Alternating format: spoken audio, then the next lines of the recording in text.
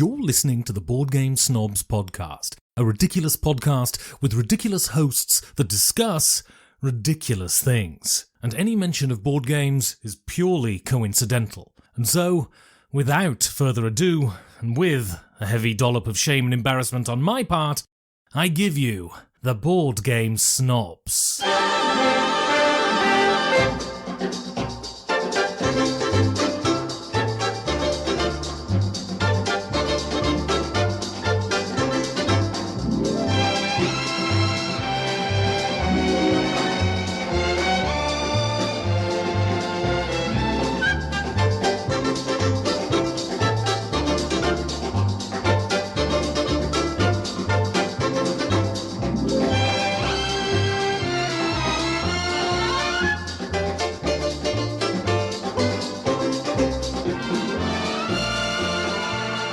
And go.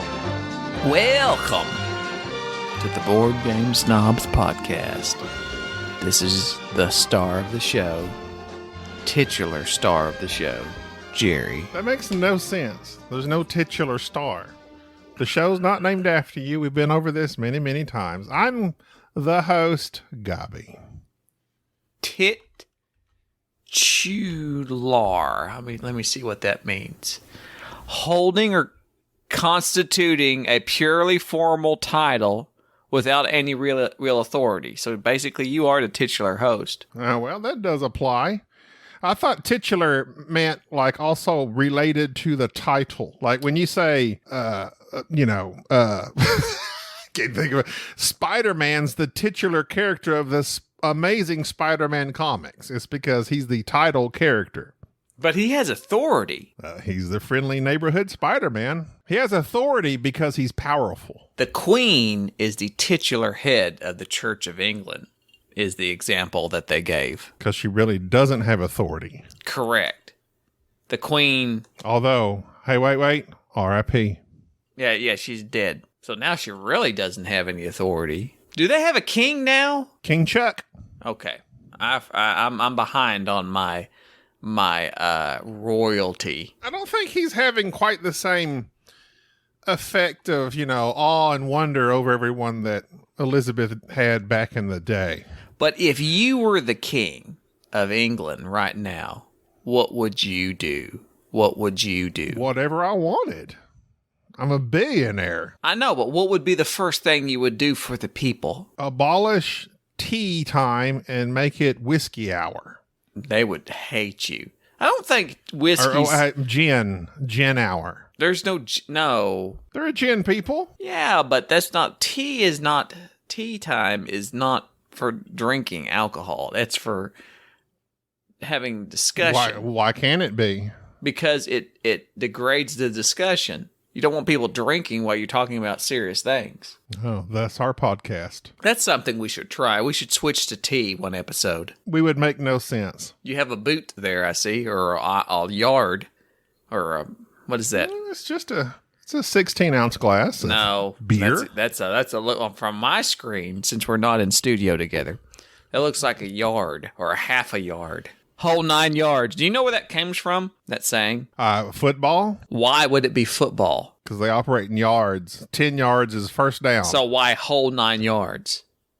We got a whole... That means they only made 1 yard on the first... That means Ezekiel Elliott was carrying the ball, and that's why they got rid of him. Okay, so I don't get your reference, and your reasoning is awful. They made 1 yard. We got a whole 9 yards left to go. All right. So do you know that the belt of a machine gun on a World War II airplane is 27 feet, which is 9 yards. So the whole 9 yards was a saying for which you basically shot the whole round of ammunition at the target. You gave them everything you had. From World War II, this phrase is. I believe so. You believe so. Correct. And if I believe it, it is thus. I have found that oftentimes when you believe something is so, it is in fact not so. Why don't you Google it? I am, as we speak. Thank you. Because I know your phone doesn't leave your hand. But I'm actually on the internet now. I mean, the PC The old laptop, as they say. Okay, the whole 9 yards, or the whole full 9 yards, is a colloquial American English. See, now I gotta look up colloquial. One thing just leads to another when you start looking things up. The Army came out and gave us the whole 9 yards on how they use space systems. Its origin is unknown and has been described by Yale University librarian Fred R. Shapiro as the most prominent etymological riddle of our time. So they don't know. So what you're saying is false. No, they do know. You looked up the wrong thing. They do know. The whole 9 yards comes from the amount of bullets in a belt. The Oxford English Dictionary finds the earliest published non-idiomatic use in an 1855 Indiana newspaper article. So that's a little pre-World War II to me. That's pre-civil. And when I type in the whole 9 yards, I don't know what you're looking up. But it says, what does it mean? The whole 9 yards. No, it does. It says right here. On Wikipedia. It says it right here. And from The Guardian. The bullets. It says it right here as well. Wikipedia is nothing but stupidity that other people put on the internet. The Guardian. There's nothing to verify what you're saying. Type in the whole 9 yards and it asks. One explanation. It says one explanation is what you're saying. But there's several other reasons for it as well. No. Another common explanation is that 9 yards is a cubic measure and refers to the volume of a concrete mixer.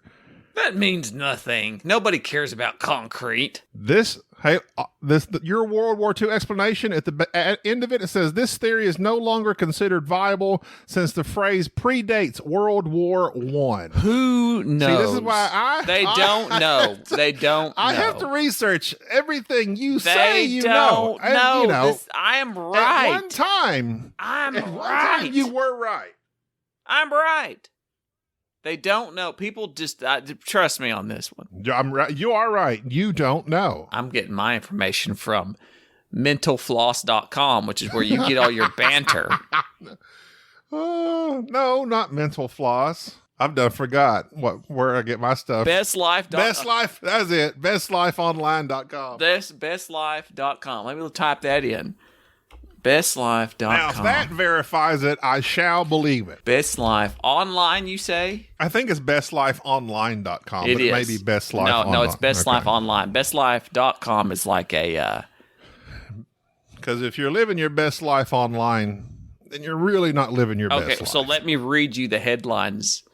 Grocers, including Sam's Club, are closing locations. Do you have a Sam's Club card? In fact, no, it expired. We went to Costco, which is the Target of the Sam's Club wholesale world. I've never been to Costco. It's wonderful. Imagine Sam's, but slightly nicer. Just like Target is slightly nicer than Walmart.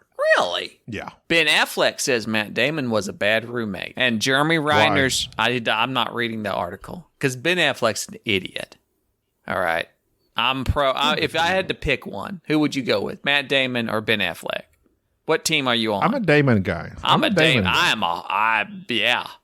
How you like them apples? I'm a Matt Damon guy. I'm going to science. Yeah, I'm that guy. Jeremy Reiner's trainer. No, that's Hawkeye, right? From Marvel. I'm not sure who Jeremy Renner is, but Jeremy Renner is Hawkeye, yes. Okay, sorry. I apologize. Jeremy Renner's trainer shares... Why is he Jeremy? Is he not washing his hands? Well, he's been in the hospital, so he has nosocomial infections. Staphylococcus Renner. He got...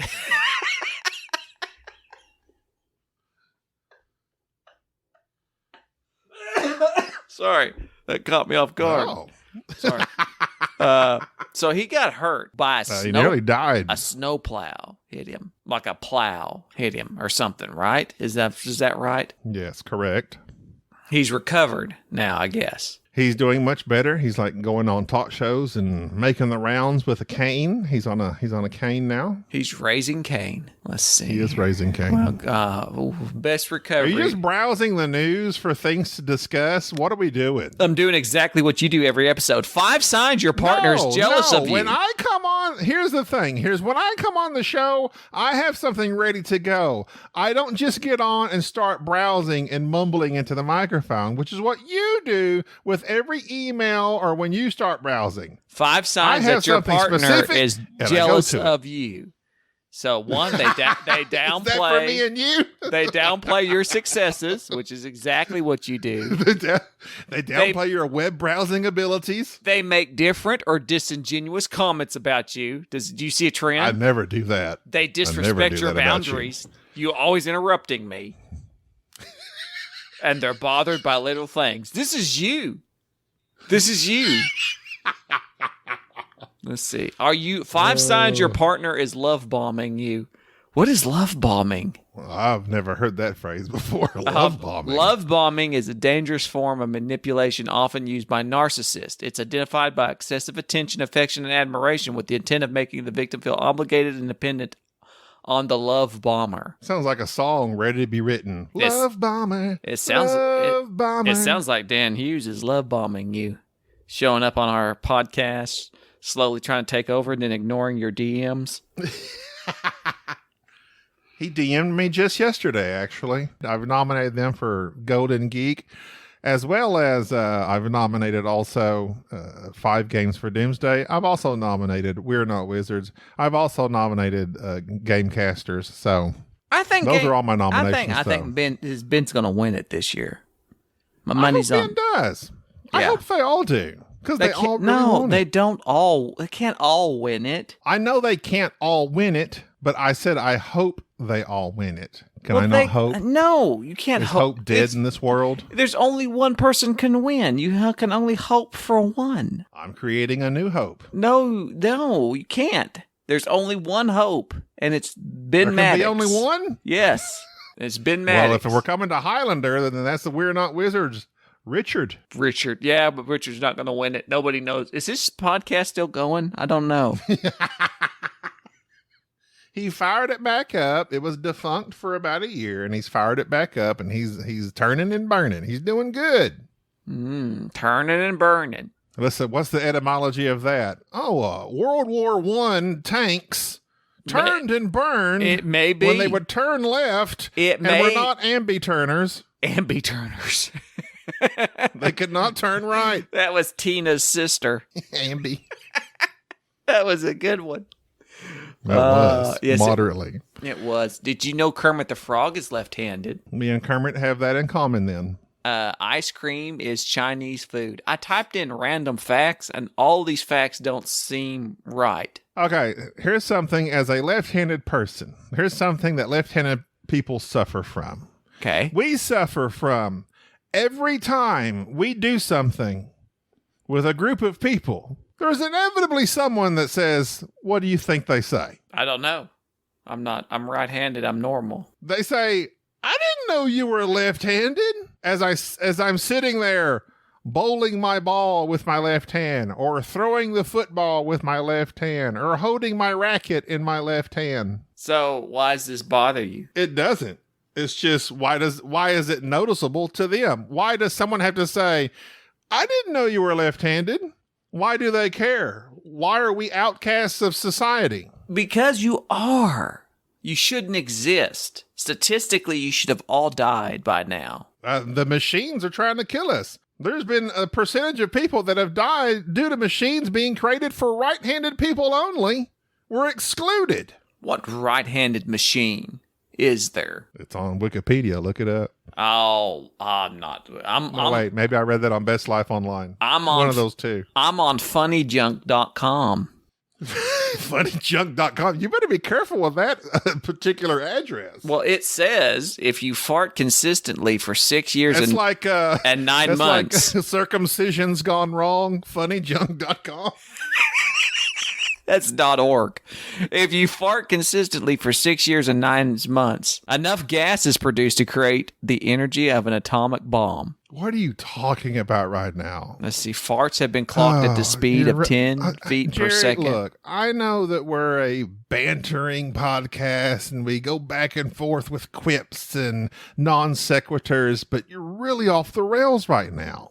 11 backhanded compliments you should never say.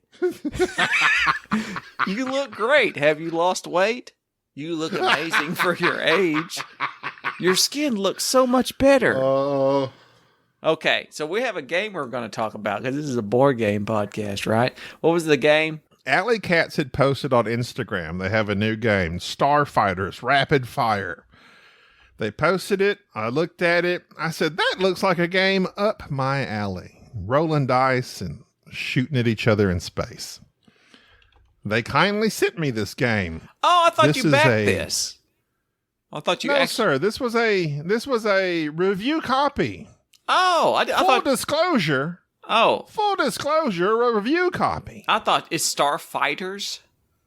Starfighters Rapid Fire. I can't find it. Like the rapid fire questions they used to ask on Sporadically Board, but they don't I can't anymore. find Starfighter Rapid Fire. Are you sure that's the name of the game? Because I can't find it on BGG. Can you see it? It's right here on your screen. I'm looking on BGG and it's not listed. Oh, Starfighters. Maybe there's a space. What did you think I said? Well, I'd spelled it as all one word. It is in fact. Oh. It is. You see the nuances. It is in fact star I one held word. the box before you. I wasn't looking at you. I don't want to look at your face. So it's star. You weren't. You're looking at the space box. Star space fighters 2 dots. What are those dots called? Colon. Star space fighters space rapid space fire. Exhausting. I'm exhausted already. And the time it took Jerry to do that is longer than the time it takes to play this game. This game is rapid fire. You're rolling dice, real time, turning your ships, moving your ships, shooting at other people on the board. It's really fun. It reminds me of that Space Cadets game that was really popular back in the day. And this game was something that I really got into. And this is definitely, this real-time dice rolling thing is not my kind of game. I'm going to say Space Cadets. I'm going to classify that. The 2013 game, the Space Cadets Dice Duel, and the Space Cadets Dice Duel Die Fighter. I had those games back in the day. They were Jeff Engelstein game, if I'm not mistaken, where you roll dice and move your little ship around the board and shoot at each other real time. This Starfighter game. That game was like a precursor to Captain Sonar, I feel like. Sort of, kinda, yeah. And this game to me is like, of course it's not Captain Sonar because you're not co-opting with somebody else, but just, against each other. We played it 3-player, which was interesting because it was like, whoever blows up the first ship wins and the other person loses. And in 4 players, you play on a team. I really enjoyed this game. You're just rolling dice, taking the dice, putting them on your board, and then when someone yells fire, you stop, and these persons are now able to engage their ship, where they either take dice off their player board to move the ship, take dice off and roll them to see if they fire and hit, drop torpedoes, repair their ship, etc. I really liked it. I thought this was a good production. I think I enjoyed this game way more than what I would have ever anticipated. It delivered exactly what I was hoping it did when I saw it. It's got some very nice plastic minis. You have a personal playboard on which you're playing your dice. You're rolling your die real time and placing them on different sectors of your board. You have a section that drives your ship, that turns your ship, that you shoot from, that can you restore shields from, or fire torpedoes. And then you have a HUD in which you have to place a die up there, a command die in which to activate any of those other sections. This game for me, I love the fact that you're rolling die real time, and it's a race to yell fire first. Now, when you yell fire, you're not necessarily firing your lasers or torpedoes. You can, but yelling fire just means, okay, I'm done with what I want to do first. That's the one thing I didn't like. I think you should yell engage. You could I would say yell fire or yell engage if you want to move your ship or turn your ship. Well, no, because engage could mean fire as well. You're that's true. Engaging the enemy. There you go. You know what? You're right. I am. Engage would be a better word. Yeah. That's what would be your tagline if you were the captain of a Federation ship like Picard? He had engage or make it so. What would your line be? Your catchphrase, like the thing that says "Do it, do it." That would be mine. Just do it. Mine would be, run away, run away. Do it. They'll be like, "What? We gotta. Should I raise the shields, Captain? Do it. Raise So the your catchphrase shield. is the same as Emperor Palpatine's. Do it. Your sister have her raise the shields. Your sister, my sister doesn't work here, sir. She's not reliable. She called in sick. She You can't rely on ensigns. She doesn't have any sick days left. No PTO in Starfleet. HR called your sister. Insurances, deductibles. I don't even know where I'm going with this, but yeah, mine would just be do it. Where's your HMO? You sound like the Australian. You sound like the Australian Emperor Palpatine.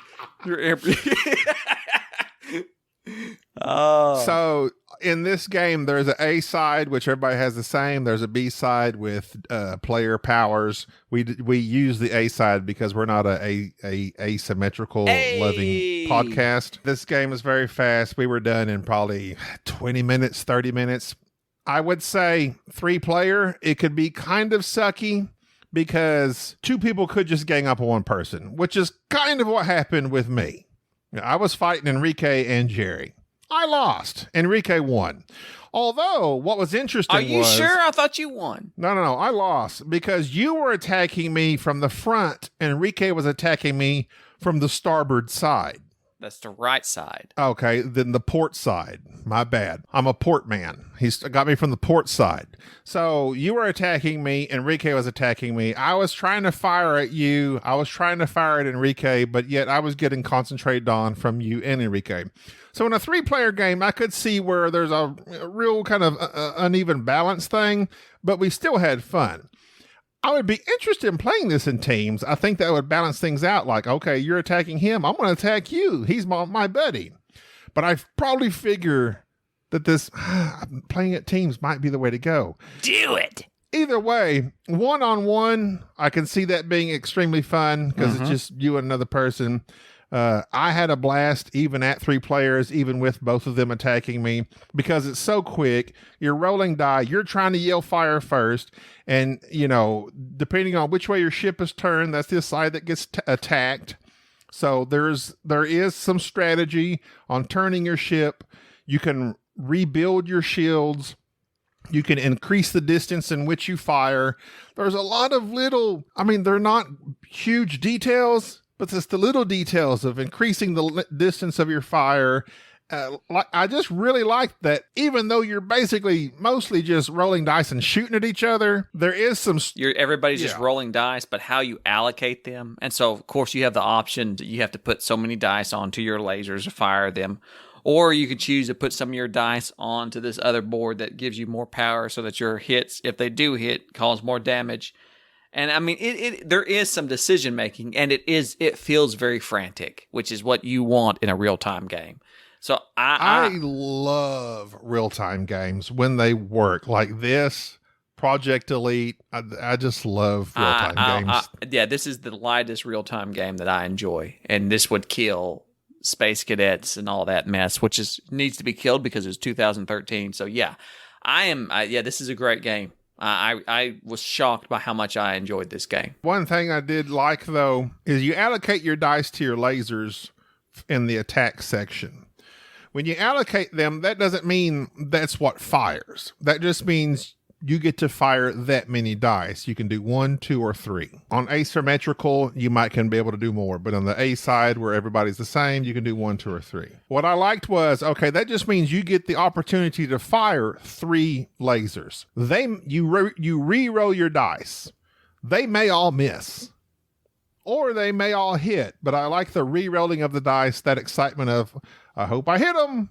Oh, I didn't hit him. Or, bam, I hit you several times. I like that aspect of it as well. Yeah. This was like I said, yes, it's a review copy. That gives me no incentive by Alleycat, which I've never played a game of theirs. Yes, you have. I have?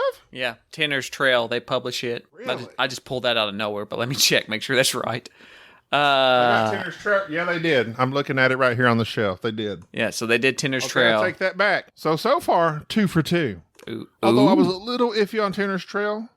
The first time I played it, the second time I played it, I knew a little bit more what I was doing. Actually, it's been so long now, I don't know what I thought about that game. They also do Dice Hospital, which is one I've always wanted to play. What was the game, speaking of real-time games, we played it years ago. It was the ambulance real-time rolling game. Paramedic. That was fun too. That was fun too. But it had a little too much going on compared to this game. This game is just super smooth, great components, the dice, the ships, a little board. You can warp from one end to the board to the other. It's fantastic. So anyways, this was a good game. I'm about it. I liked it a lot. Designer Jordan Nichols and Michael Dunsmore. Michael Dunsmore. And this is like his only game. He did one more game, We Need to Talk, which sounds like a awful game. It just sounds awful. Oh, wait. No good conversation has ever came after We Need to Talk. Yeah, that's like that indicates that you've shown up at an intervention. Every intervention I've been to has not been great. Well, are you going as an intervener or the intervenee? Well, I feel like people intervene against me more than I intervene against them. People just tell me stuff. And I don't realize at the time that it's like, oh, I need to stop or start doing something. And they're telling me this is what's going on. And that's what throws me off, I think.